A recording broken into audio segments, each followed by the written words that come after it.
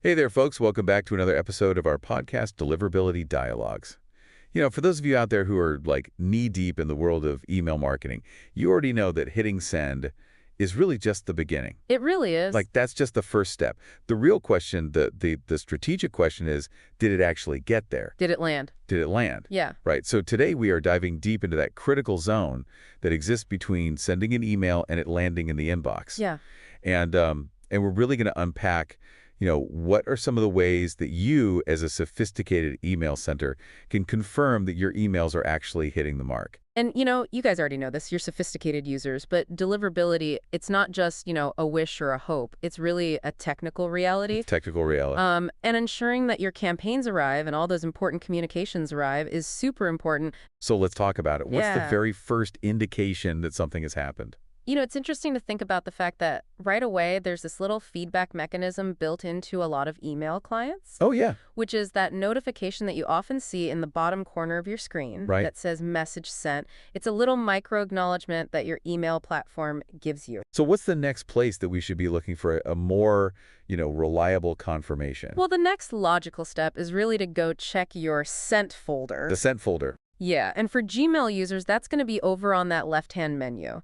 An email that's sitting in your sent folder is a stronger indicator that your mail server has processed and transmitted your message. So let's compare and contrast that with its, less successful cousin, the outbox. The outbox. What's going on there? So the outbox is that digital waiting room. So if an email is lingering in your outbox, it hasn't left your local system yet. Okay. And there could be a couple of reasons for that. Maybe you don't have an internet connection, or maybe there's an issue with your email application itself. But if an email is hanging out in your outbox for a while, that's a clear sign that the send operation hasn't been completed and you probably want to resend it. Oh, yeah. So like if something's not showing up in your send folder and it's not in your outbox, that's like a huge red flag Major red flag. that needs investigating. Yeah.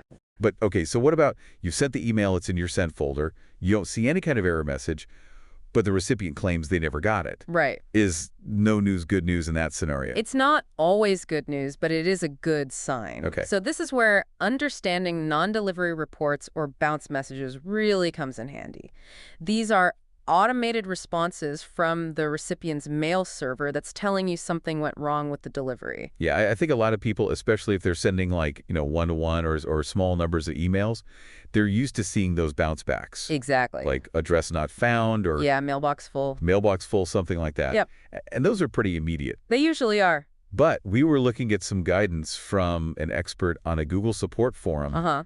And they were suggesting that if you don't receive a bounce message within about 48 hours, it usually means that Gmail, at least on the Gmail side of things, Gmail has successfully handed off that email. That's right. So it means that the delivery issue is probably somewhere downstream with the recipient's mail infrastructure. Okay. So maybe their spam filter is really aggressive, or their mailbox is full, or there's some other kind of temporary issue going on with their receiving server. But your initial transmission was probably okay. So if it's in the sent folder and you haven't gotten a bounce back within a couple of days, then you're feeling pretty good. Yeah, you can breathe a little sigh of relief. Okay, so we've talked about the sent folder, the outbox, the bounce messages. What if you need just like a little bit more confirmation for a particularly important email? Yeah. That's where these read receipts and delivery receipts come in. Yeah, those are really helpful features. They basically allow you to request an acknowledgement from the recipient's email system. A delivery receipt lets you know that the recipient's mail server actually accepted the email. So that means it made it to their inbox. A read receipt goes one step further. It tells you that the recipient actually opened and viewed the email. That's cool. Yeah, but as experienced marketers like yourselves know, they're not always super reliable. Yeah, there's a lot of caveats with those. There are, for example, Yahoo Mail doesn't support these features at all. Oh, really? Yeah, and Gmail only offers read receipts for Google Workspace accounts, which are business or education accounts. And even then, the recipient still has to approve sending that confirmation back. Oh, right. So the person on the other end still has control. They do, and that makes sense. Privacy is really important. Yeah, absolutely. It's tough because you want to know if they read it, but you also don't want to like violate anyone's privacy. Exactly. So it seems like delivery and read receipts, they're probably not the best tool for like bulk outreach or anything like that. You're right. They're probably more useful for one-to-one communications where you really need to know for sure. Got it. So we talked about Yahoo Mail, we talked about Gmail. What about Outlook? What are the options there for delivery and read receipts? So Outlook's pretty cool. They actually offer both delivery and read receipts, and you can usually find those options when you're composing a new email. It might be under options, or sometimes there's a tracking section, and you can just check the boxes for the types of receipts you want. Okay, so it sounds like Outlook users have a little bit more flexibility. A little bit more. Okay, so these built-in features, they're definitely useful, in some situations, but it seems like relying on them as your only method of tracking deliverability might not be the best way to go. Especially if you're sending a lot of emails. Yeah. And that brings us to the world of third-party deliverability tools. Yes, these are a game changer for people who are managing high volumes to email. They give you a much deeper and more reliable way to track deliverability. Okay, so tell me a little bit more about that. Like, what are some of the benefits of using a third-party tool as opposed to just, what's built into Gmail or Outlook? Well, the biggest difference is the level of detail you get. With a third-party tool, you can actually see where your emails are landing. Are they going to the inbox? Are they getting stuck in the spam folder? Oh, wow. Did they bounce? And they keep this data for a long time, so you can really analyze trends and see how your deliverability is changing over time. So you can get like a bird's eye view of like what's happening with all of your emails? Exactly. And you can also get insights into things like engagement metrics and sender reputation across different mailbox providers. So even if you do everything right on your end, there's still a chance that the email just won't get through. That's right. There are some things that are just outside of your control. But that doesn't mean we should just give up, right? Definitely not. There are still a lot of things you can do to improve your chances of getting your emails delivered. Like what? Well, first of all, let's go back to the basics. Okay. Make sure you're double-checking those email addresses before you hit send. Yep. It seems simple, but a tiny typo can mean the difference between an email getting delivered and it going nowhere. Absolutely. Okay, so double check the email address. What else can we do? You also really want to build and protect your sender reputation. Mailbox providers are always watching you. They're looking at things like complaint rates, engagement levels, and your overall sending behavior. So how do you build a good sender reputation?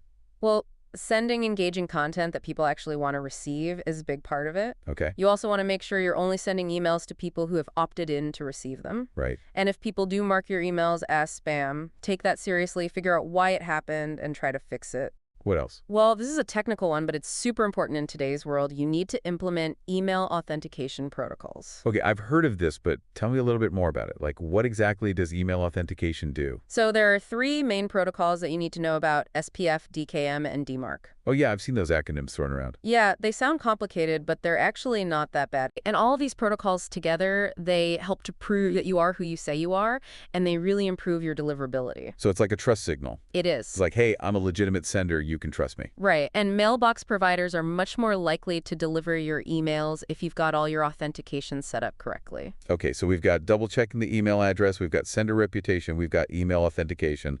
Is there anything else we need to think about? Well, we can't forget about the content of the email itself, especially when it comes to attachments. Oh yes, attachments. If you're sending huge attachments or using unusual file formats, that can trigger spam filters. Okay. And you definitely want to avoid sending anything that looks suspicious or could contain malware. So basically just keep your attachments small and make sure they're in common file formats. Exactly. Okay, I think we've covered a lot of ground here. We have. So let's just do a quick recap. Okay.